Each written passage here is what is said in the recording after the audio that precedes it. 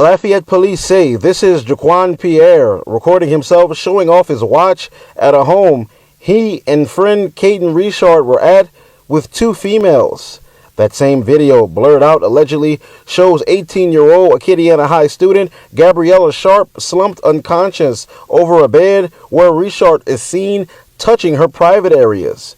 Police say this video was shot after Sharp and friend met the men downtown and partied on Halloween night. The two men now behind bars facing charges, but police not calling Sharp's death a murder. There are moments in life when the world seems to pause, when a name, a face, or a headline forces us to stop scrolling, stop talking, stop everything, because something inside us whispers, this shouldn't have happened. For the community of Lafayette, Louisiana, that moment arrived in the early hours of November 1st, when the sun hadn't yet risen, when most homes were still quiet, and when the roads were empty except for the occasional night shift worker or someone heading home late. It was a night like any other, until it wasn't. At exactly 3:40 a.m., a call came into Lafayette police. A racetrack gas station on West Congress Street, the kind of place people stop for fuel, snacks, maybe a quick drink. But on this morning, something inside that store was terribly wrong. Paramedics rushed in. Officers followed. And there, in the middle of that brightly lit convenience store, they found an 18-year-old girl unresponsive. Her name was Gabriella Sharp, a high school senior, a daughter, a friend, someone whose biggest worries should have been homework deadlines, senior portraits, and which college would become her next home. Instead, that future ended right there on the cold floor of a gas station known more for energy drinks and late-night travelers than tragedy. Think about that for a moment. 1 hour, she was out with people she knew. The next, she was gone. No warning. No time to say goodbye. Just a sudden silence that would send shockwaves through an entire community. When officers pronounced Gabriella dead at the scene, the world for her family shattered instantly. For her classmates at Acadiana High School, morning announcements were replaced with tears, confusion, and the kind of grief no teenager should ever have to face. Counselors were called in. Teachers struggled to find the right words. And students who saw Gabriella, smiling in the hallways days earlier, suddenly found themselves staring at an empty desk. But while the community mourned, the investigation began. And almost immediately, the questions started pouring in.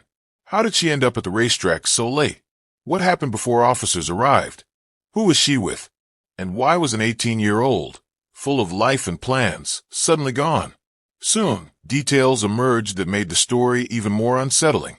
Two young men, both teenagers, were later arrested in connection to the events leading up to Gabriella's death, not for causing her passing, according to police, but for actions that happened around that night. Allegations that shook people almost as much as the loss itself. And yet, even now, her death remains under investigation. A medical event, perhaps, but a night filled with unanswered questions, absolutely. This isn't just another crime story. This isn't just another headline. This is the story of a young woman whose life was full of promise, and whose final moments are still wrapped in mystery, pain, and a community's desperate search for clarity. Tonight, we walk through those final hours, not with judgment, not with speculation, but with respect, and with the determination to understand what happened to Gabriella Sharp. Welcome to Lat True Crime Stories. I am your host. Today we are breaking down one of the most twisted cases you've ever seen. If you're new here, hit that subscribe button, smash the like button, and leave your comment to tell us where you're watching from. Let's build this community together. Now let's get into it. Gabriella Sharp was exactly 18 years old, full of teenage dreams, on the cusp of adulthood, and standing at the threshold of her senior year at Acadiana High School in Lafayette, Louisiana. Her classmates knew her as kind, warm, with a smile that came easily, the kind of person who made friends feel seen, who carried hope for tomorrow in her laughter. On November 1st, 2025, Gabby's life should have been about senior photos, weekend plans, and college prep. But fate had other plans. At approximately 3:40 a.m., police were called to a racetrack convenience store on West Congress Street. Inside, first responders found her unresponsive. Despite frantic efforts by paramedics, she was pronounced dead at the scene. News of her death sent shockwaves through Lafayette. The school system expressed its grief in an official statement, confirming that she was a senior and offering counseling to students and staff. The suddenness of her passing, on what should have been just another Friday night, broke hearts across her community. But questions followed almost as quickly as the heartbreak. Why had she been at the gas station so late? Who was she with? And perhaps most urgently, what caused her death? Lafayette police launched a full investigation. Their preliminary autopsy findings suggested that Gabby's death was medical-related, possibly involving a heart issue. Toxicology and cardiopathology reports were ordered. But even as officials called for patience, speculation spread in the tight-knit community. Just days after her death, police made arrests. Caden Richard, 18, was booked on a sexual battery charge, and Jaquan Pierre, 19, faced a charge of video voyeurism. Both turned themselves in to the Lafayette Parish Correctional Center on November 4th. Their bond was set at $15,000 each, and they were released. The juxtaposition struck many as haunting, a medical death, yet two young men arrested in relation to her case. Social media buzzed. A video allegedly showing Gabriella just before her collapse began circulating, and police confirmed they were reviewing it as part of the ongoing investigation. Lafayette's Crime Stoppers also issued a plea. Anyone with information was urged to come forward. The Gabby school community struggled to reconcile the bright face they knew with the tragedy unfolding in real life. Friends and classmates shared photos on social media, snapshots of laughter, quiet moments between classes, the promise of what her future could have been. Counselors were made available at Acadiana High to help students process their grief. The school system recognized that this wasn't just a loss. It was a shock that threatened the collective sense of safety among teens and parents alike. For Gabby's family, the pain was deeply personal. They had lost someone who could have been a nurse, a teacher, an inspiration. The investigation became more than a criminal case. It was a search for understanding, a way to piece together her final moments so they could reclaim something of her memory. Detectives went quietly but determined, reviewing footage, listening to witness accounts, and planning for every possibility. The fact that the preliminary autopsy leaned toward a medical cause offered some comfort, but oversight of the arrests and the nature of the charges kept the tension high. People wondered, was her death entirely natural, or was there more to the story? Lafayette Police Senior Corporal Ashley would emphasize the ongoing nature of the investigation, and repeated calls for tips made it clear how vital community help was to finding the truth. For her family, every new detail, every video clip under review, every tip submitted felt like a piece of the puzzle they desperately needed. We begin today in Lafayette, where police say two men have been arrested in connection to the death of 18-year-old Gabriella Sharp. This comes after police say Sharp was found dead at a local convenience store on Friday. I'm here near Racetrack, where authorities tell me they found Sharp unresponsive on Friday. Now, Lafayette police tells me 18-year-old Caden Richard and 19-year-old Jaquan Pierre were charged with sexual battery and video voyeurism in connection to Sharp's death. At this point, there is no reason to believe that they had anything to do with her death. These arrests come after Lafayette police say they were called to a local convenience store on Friday about reports of Sharp being unresponsive. Officers and paramedics attempted life-saving measures but were unsuccessful. Some comments on her death include Gabriella's mother saying, quote, "My gorgeous girl, I can't put rest in peace. I don't know what to do or to say. I love you forever and will miss you till I'm with you." Another comment says, quote, "Our deepest condolences to the family and friends of AHS student Gabriella Sharp. Rest in peace." Corporal Ashley Wood with Lafayette Police says Gabriella was downtown with friends when she met the suspects Richard and Pierre and went back to their residence. While at the residence with her friend and the boys, she experienced some kind of medical issue, which led her friend to call her mother. It's likely that they believe that she just had too much to drink Wood says this is when her friends and the suspects met her mother at the racetrack, where Sharp was unresponsive. Police say a video circulating on social media led to charges of video voyeurism and sexual battery against the suspects. We are still waiting on the full tox report, but everything that we're seeing, there was nothing in her autopsy that showed a homicide occurred. Amid the grief and the uncertainty, a portrait of Gabriella emerged. Not just a teenager found at the gas station, but a young woman full of potential, kindness, ambition, and life. Her peers remembered her for her quiet strength, her never-fading smile, and the way she carried joy into every corner she touched. Her death left a void, but in that void, people also saw a call to action, a reminder of how fragile life can be, how important it is to listen, to question, to protect. Gabby's final night became a haunting turning point, not just for her loved ones, but for everyone watching. And as her community waits on answers, this story remains more than a tragedy. It's a hopeful prayer for justice, for clarity, and for the memory of an 18-year-old whose life deserved more chapters. The days following Gabriella Sharp's death felt like moving through fog, heavy, unclear, and disorienting. Lafayette woke up each morning hoping for answers, but instead, headlines only deepened the tension. Rumors swirled online, posts multiplied across Facebook and TikTok, and everyone seemed to have their own theory about what really happened at that racetrack in the early morning hours of November 1st. Inside the Lafayette Police Department, detectives sifted through every detail they could find. The initial autopsy's suggestion of a medical-related cause raised more questions than it answered. A healthy, vibrant 18-year-old collapsing without warning didn't make sense to a community desperate for reason. So investigators waited for the full toxicology and cardiopathology reports, knowing they could take weeks, maybe longer. But while they waited, something unexpected emerged. Authorities confirmed that a video showing Gabriella in the moments before she collapsed was circulating online, and they were reviewing it as part of the official investigation. The mere existence of this footage sent a ripple through the community. Some wondered if it captured her final moments. Others feared it showed things no one should ever have recorded. And for those who loved her, the thought that her last hours had become fodder for social media felt like a wound reopening every time someone shared a clip or typed a comment. But it wasn't just the video that shifted the tone of the case. Within just a few days, two young men, 18-year-old Caden Richard and 19-year-old Jaquan Pierre, were booked at the Lafayette Parish Correctional Center, one on a charge of sexual battery, the other on video voyeurism. Their arrests were shocking not only because they were so close to Gabriella's age, but because they had turned themselves in. That detail alone sent speculation spiraling. Did they know something?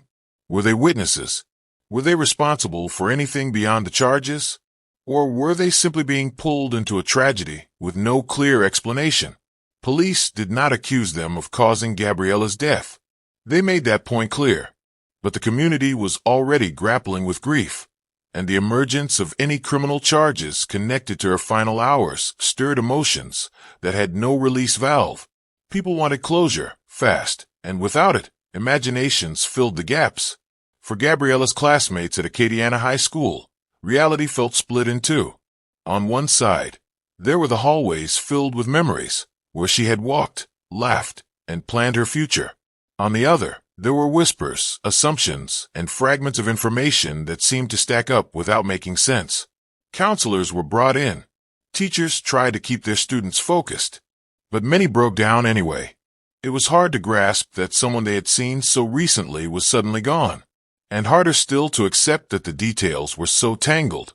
Gabby's family, meanwhile, had to navigate a storm they never asked for.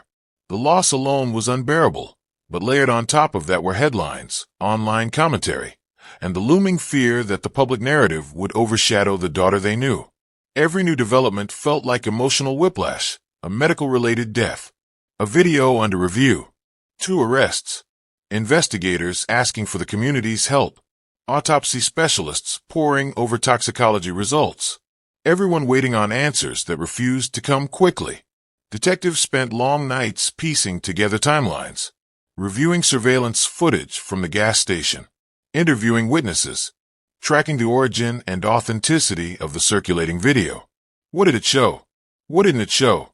And perhaps most importantly, how did it connect to Gabriella's collapse, if at all? Behind the scenes, law enforcement knew something the public often forgets in tragedy. Real investigations take time. Every piece of evidence needed to be verified, every detail documented, every decision double-checked. But time is exactly what the public rarely affords, especially when the victim is young, beloved, and taken suddenly. As investigators dug deeper, they focused heavily on the medical side. If Gabriella's death was indeed caused by a heart-related issue, what triggered it? Was it a condition she knew about? One she didn't? Was there an environmental factor? A substance? Stress? A combination of things? Without toxicology, without a completed autopsy, they couldn't say. And until they could say, the case lived in limbo. For her friends, that limbo was unbearable. Some were angry. Some were scared. Others were numb, unsure how to process losing someone whose presence was as steady as sunrise. Many found themselves replaying old conversations, wondering if Gabriella had ever mentioned anything. Chest pain, dizziness, unusual fatigue. Anything that might now seem like a clue. Different emotions crashed into each other like waves during a storm. Grief clashing with confusion. Fear pulling against hope. Anger simmering under disappointment. And the community, desperate to make sense of it all, turned its attention back to the two young men who had been arrested. Their charges were serious, sexual battery and video voyeurism, but they were unrelated to the cause of death. Still, people wanted to know, where were they that night? How did they know Gabriella? Did they see what happened? Did something occur before she entered the racetrack? Did the video they were connected to reveal anything important? Police did not release those answers publicly. They couldn't. Not yet. Meanwhile, online voices continued to multiply, with theories growing wilder by the day. Some questioned the timing of the arrests. Others doubted the medical explanation. A few pointed fingers, with no evidence at all. What began as a sincere desire for answers slowly warped into a digital frenzy. And in the center of it all stood the truth, unshaken, unchanged, waiting to be fully uncovered. Some investigations hinge on shocking revelations. Others pivot on unexpected suspects. But this case was different.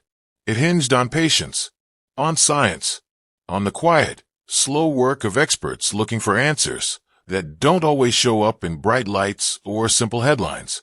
Yet even in the uncertainty, one thing became clear. The emotional fallout of Gabriella's death was reshaping everyone connected to her. Friends questioned their own safety. Parents held their children a little tighter. Teachers carried an invisible heaviness through their day. And her family, still raw with grief, battled a different fear, that the world would forget the girl behind the tragedy. The investigation was still moving, but so were the hearts of everyone left behind, carrying the weight of questions that demanded resolution. Answers did not arrive all at once. They came quietly, piece by piece, after weeks of uncertainty. The toxicology report returned. The cardiopathology report followed. And slowly, the truth began to take shape, not through rumor or speculation, but through science and deliberate investigation. Authorities confirmed publicly what the medical experts had already determined. Gabriella Sharp's death was medical in nature, not caused by violence, not inflicted by another person, but rooted in a sudden, internal medical episode, one that couldn't have been predicted by friends, by loved ones, or even by Gabriella herself. The official announcement was brief, clinical, stripped of emotion, but for the people who knew her, the words sank deep. Some felt relief. Others felt renewed grief. Many were left wrestling with the weight of what medical-related truly meant. How could someone so healthy, so young, so full of life, experience something so catastrophic without warning? But clarity on the cause of death did not mean the story was over. Investigators still had to confront the other part of the case, the arrests of Caden Richard and Jaquan Pierre. Their charges of sexual battery and video voyeurism were not connected to Gabriella's passing, but they were connected to her final hours, and that placed their actions under a harsh, unforgiving light. The community waited for updates, hoping that as the medical truth settled, accountability would follow. And piece by piece, The legal process began its slow march forward. The young men had turned themselves in, and now their charges would move through the court system, a separate branch of the narrative, but one that carried emotional consequences nonetheless. For many in Lafayette, the arrests felt like a second wound layered over the first. While Gabriella's passing was not caused by another person, the fact that criminal actions had allegedly occurred around the time of her death made the tragedy feel heavier, more complex. These charges were not directly tied to the moment she collapsed at the racetrack, but they painted a picture of a night with layers that would take time to fully understand. In living rooms, classrooms, and church gatherings across the city, people whispered about accountability, responsibility, and the way young lives can derail in a moment. Some focused on justice, others on healing, and others on what it meant to lose a bright young woman whose story, for a time, became blurred by speculation. For Gabriella's family, the emotional reckoning arrived slowly. The confirmation that her passing was medical did something strange. It softened the fear that someone had taken her life, but it sharpened the pain of knowing nothing could have saved her. No warning signs, no missed symptoms, no second chances, just a heartbreaking, sudden moment that changed everything. But with that clarity came something else, the ability to reclaim her story. No longer overshadowed by theories, online debates, or unanswered questions, Gabriella's memory returned to the center. Her laughter, her goals, her friendships, the way she loved to brighten other people's days, the way she carried herself with both confidence and kindness. Friends shared stories again, this time without hesitation. Teachers spoke about her with open hearts. Coaches, family members, and classmates began posting tributes not out of confusion or fear, but out of genuine remembrance. The narrative shifted from what happened to who she was.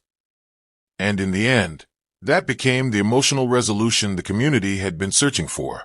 The legal proceedings for the two young men would continue, slowly, methodically, in the way the justice system does. Their cases, separate from Gabriella's medical passing, would follow their own path in court. And while those outcomes mattered, they were no longer the center of the story. The center, once again, was Gabriella. Her absence reshaped the people who loved her. It changed the way her peers saw life, reminding them of how fragile and unpredictable it can be. It made parents hold their children closer at night. It made young people pay attention to their own health, their surroundings, and their choices in a way they hadn't before. Losing someone so young has a way of leaving permanent fingerprints on everyone it touches. And yet, even in the aftermath of heartbreak, something quiet and powerful remained, the desire to honor her. Not with speculation, not with gossip, but with truth. Her family asked the community to continue holding them in prayer. People lit candles, shared memories, wore her favorite colors, gathered at vigils, and as the noise faded, the love remained. Steady, real, unshakable. Her story, once tangled in confusion, settled into something clear. A reminder of how one life can touch hundreds, and how one moment can remind us all to cherish the people we hold dear. As the final chapter of this case closed, the community of Lafayette was left with a renewed sense of empathy. A quiet understanding that behind every headline, there is a heartbeat. Behind every tragedy, a family. Behind every name, a world of meaning. And that brings us to you, the viewer. Thank you for listening, for caring, and for honoring Gabriella's life today. Stories like this remind us not just of the fragility of life, but of the importance of compassion. If you believe more people should know who Gabriella was, not just the headlines, but the person, please take a moment to share this video. And if you want to support true storytelling that treats victims with dignity and humanity, don't forget to like this video, subscribe to the channel, and turn on notifications so you never miss another story. Your voice helps keep these stories alive, and your compassion helps keep their memories honored.